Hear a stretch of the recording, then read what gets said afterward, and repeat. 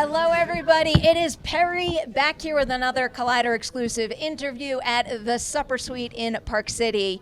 We are closing out day one of our Collider Studio Super Strong with the group behind Zola. Big congratulations to you all. I hope you all enjoyed that screening at Eccles because it was loud. Yeah. It was loud. It was good. So.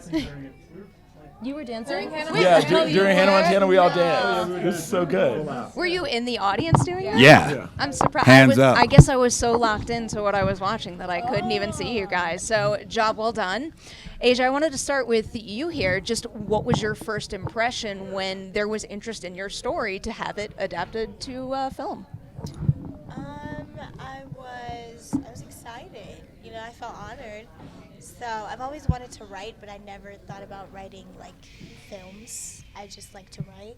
So I was more of like a poetry, music, book kind of girl, but you know, they broadened my horizons plenty. And were you getting a whole bunch of offers, and was there something about this particular take that made you say this is the one? Yeah, I was getting a lot. I took my time with it in deciding who I wanted to deal with. I was also getting a lot of like random scripts sent to me, and they would be like, hey, put your Zola touch on this, and I'm like, no, like put some Zola coins on this, like, so I didn't do that. But yeah, I don't know what stood out to me the most with this group of actually it wasn't even this group, it was just Janicza at first. So yeah, it was all Janicza. I can understand that. I was Yeah. telling her earlier that I thought you gave one of the best screening intros that I've seen at the festival yet, just from the heart, and it really got me in the right vibe to see this movie. So I have a feeling that we're going to see more stories told on Twitter or social media adapted to film in the near future. So for both of you as co-writers on this movie, what do you think the key is to successfully adapting a social media story to the screen? You need a good writer. Yeah, you need a good writer. I mean, it's all the source, what the source material is. I'm sure that since she wrote that, and even maybe before that, other people had written pieces, but Absolutely. they hadn't struck a chord. It is an amazing piece. I mean, we are only as strong as our material, and everything that is great about the movie stems from its seed, who is sitting right next to me. Yeah, and I think that the thing that Janicza and I talked about a lot was that, you know, Black Twitter has been like a major culture shaper since Twitter was incepted a decade ago. And one of the things that Black Twitter first said about this story was that it was the Thoughtacy. A lot of people keep writing around saying that it was called #TheStory, but it wasn't. It was called #TheThoughtacy.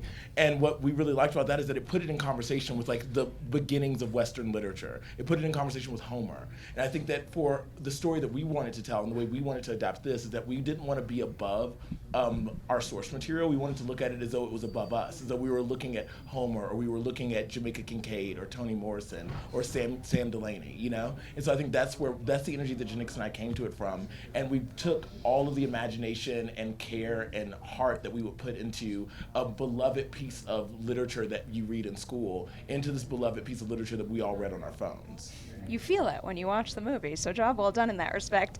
Going down the line here, Taylour, I was reading that you two bumped into each other. Was that before? Love this story. Was that before this was on your radar at all? Is that what kind of got you in for the audition?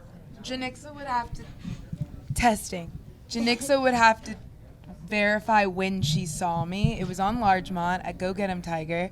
I didn't see her, but she saw me, but she says that I saw her and I didn't see her. She threw some shade at me. But because I didn't see her, she thought like I was the character. She rolled her eyes at me, and I was like, "That's her." But also, she said apparently was taking pictures. I was taking some pictures of you because I had been, our casting director, Kim Coleman, I was like, there's this girl, she's on a show, I don't know her name, it's her, I know it's her, I saw her move, that is how she engages in her body is how I imagine Zola, and I couldn't, I guess, describe it well enough for her to know who she was, and then I saw her and I was like, oh, it's her, that's the girl. But do you remember when that was? It would have been in 2017. Oh, okay. Yeah, it was 2017 at some point, probably over the summer. And Wow. I took these secret pictures of her, and she didn't notice me taking the picture, but then she did look back at me and she rolled her eyes at me, and I was like, it is definitely I was her. in a dark place personally, and in my head it wasn't personal. I To swear be I don't fair, remember I that. feel like if most people caught someone else that they Taking didn't know pictures. taking photos, Yeah. they might shoot Like, them what up. is it? Yeah. I think Do it's- have something on me? But, yeah. In this case, it was meant to be, though. It was So meant to be. Our souls were getting closer and closer and closer. That was our inception. That was our inception. So you get the script. What are some of the biggest questions that you have for Janicza as far as getting into the role? Because you want to do Asia's story Yes. justice. You're playing a real person. Yes. But, is there any of you that comes through that role as well, and any of you that has kind of shaped it to be your own? Yes. I think I was working on finding the balance of I wanted to go bigger, and this was I was the straight person. I was the brain and I wanted to like maybe pump it up, and Janicza was like, no, and I trusted I mean, it was her. like a silent film character. Yeah. And I think that I remember I was reminding you earlier that when we first started working, on our second day of working, Keough, who's not with us, who plays Stefani. She has pneumonia. She has pneumonia. Feel better, Riley. Is playing a very larger than life character, and Taylour turned to me and she's like, "Am I doing it wrong?" Yeah, but that's also because in reality, like my personality, your personality, like sometimes we are subdued, and then we code switch, we pump it up. When I'm among my peers, and when I'm, there's We adapt. yeah. Yeah. So We adapt. and there's we diversity also in the way that I spend a lot of time in white space, Right. and when we're not in white space, we behave or engage differently. And I remember saying to you, I was like, you are the straight man. It is sort of a more silent film Yeah. character. You are a watcher, because the angle at which she wrote the story, it was someone who was watching Right. it unfold. Right. It's And the through way her her eyes. trauma is processed is also Observing. with this sort of like Yeah. distance of like, that is over there and I am over here, Right. and that is how I can take the next step in my own life to heal through this. yes, yeah. Does that significantly change your prep process as an actor jumping in as an observer versus someone delivering more dialogue like that? Yeah, but I think I found it. I just found the confidence in taking the beats and listening, and actually ended up saying so much more. Like well, there's like voiceover, but I'm thinking, like I'm trying to think of like something that wasn't said, but it's like I didn't say it, but I'm thinking it. Whoopi Goldberg. Yeah. Okay. Have you seen it yet? I have seen it. So like I'm like rolling my body in a man's face, like doing this dance, and he's like, "You look just like Whoopi Goldberg," and it's like, "Bitch, I'll cut you." But I don't say that, but I'm thinking it. It's a lot of that. It feels a little bit like Derrek could be, buddies with Cousin Greg. Did you get any like similar vibes between the two of them? Because I feel like watching the movie, I could see the two of them play off of each other quite well. Huh. I don't think Nick, they're so you good? similar. I don't think they're so similar. I think they're really different. At least I think they are. Yeah, I mean Derrek has no ambition. So like Greg he wants has to make movies. He wants to make movies, but he won't do anything. He'll never record himself making a Vine. He'll never actually take the steps to make his life better. So he's stuck in a really toxic, diseased relationship, like a really awful thing, and he doesn't take the steps to get himself better. He just indulges in it more and more.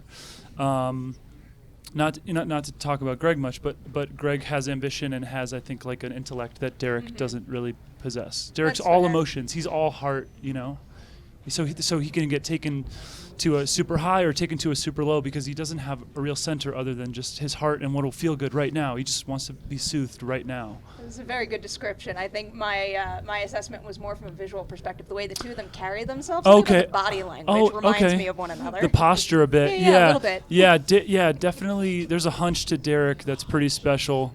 I think he looks at his phone a lot, so he's got that kind of neck thing that happens when your neck I starts think to... a lot of us have that. It's like a little Yeah. dinosaur hump that we're all getting from walking around like this. Exactly. Yeah. Am I the only one with that problem? No, me too. Yeah. But posture-wise, I think so for sure. Yeah. Moving right down the line, Coleman, you're our last one left. Can you tell me a little bit about playing X, and specifically in terms of his presence. For some reason, every single time he's in the middle of a scene, I feel like my eye is drawn to him. He's commanding the room. So can you tell me about approaching the role like that? Well, yeah, I think that's a lot that what was written on the page, that he's very much someone who has got to be in the center. He's trying to operate and let this work for him in every single way. It's the way he's found agency, which is which is in sex trafficking and kidnapping and things like that in some way, shape or form. But I think that he's finding his way, but I think that he's feeling like he's got to keep control of it in some way, and every element of it is spinning out of control constantly, and he's trying to just keep some order in some way, shape, or form. But everyone has come into this this weekend adventure with different things on their mind, and it just spirals. Can you guys tell me a little bit about what shooting in Tampa brought to the film? Because it's got so much atmosphere and such texture, and I feel like you probably couldn't get it the same way anywhere else, but right there on location. There was a lot of Make America Great Again energy and Blue Lives Matter energy, and I got you. I can just hold it for you. Blue Lives Matter energy. Help me out, guys. Confederate flags on set energy. Confederate Motel rooms with bullets in the wall and Yeah. like blood splatter. That same hotel, I think a few people got fleas at it too. Oh yeah, Yeah, we got, some of we our got crew. bed bugs. Oh, You got bed bugs.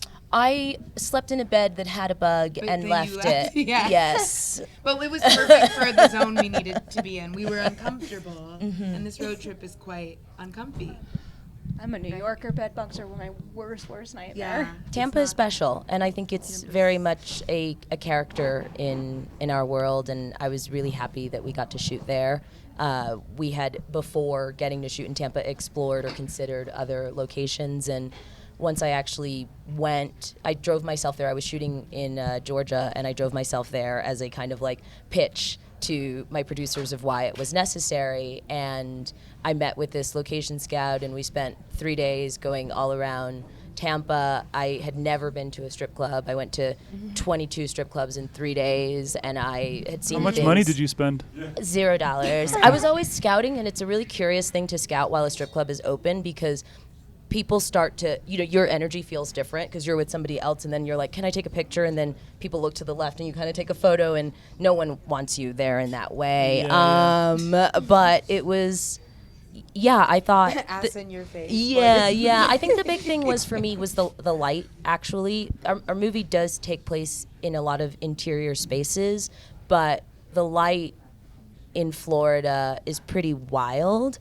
and something that was essential or necessary to kind of inject into the movie, and I hope that it's there, is that I found that Florida during the day and the night were sort of equally terrifying to me. Like, the sun at its highest had a kind of violence, and when it set, there was that violence was still there, or that aggression or that pointedness, and I felt like we really needed to put ourselves in that environment so that we felt it. We'd never have to look around and ask, does it feel like Tampa? No, it just is. Yeah. Also the weather. Like, I love that moment. Humid. That moment where she's in her yellow bikini on the patio, but it looks like a storm has just come in. It did. And that just would happen. Like, the storm would just come in out of, in 5 minutes. All of Great a for sudden color it's- correction, by the way. I I'm was like, sure that was well, super sometimes fun. it's sunny and sometimes it isn't. in the same scene. In the same shots of her face. I gotta let you guys go, sadly. Thank but you so again, much. huge congratulations on the movie. I hope you enjoy your time at the Thank you so festival. much. A big thanks to everybody out there watching this video. Do not leave it without liking and sharing it. Another big thanks to Keough. We are at the Supper Suite in Park City. Thank you so much for letting these interviews happen. We'll see you soon with more content from the festival. Bye.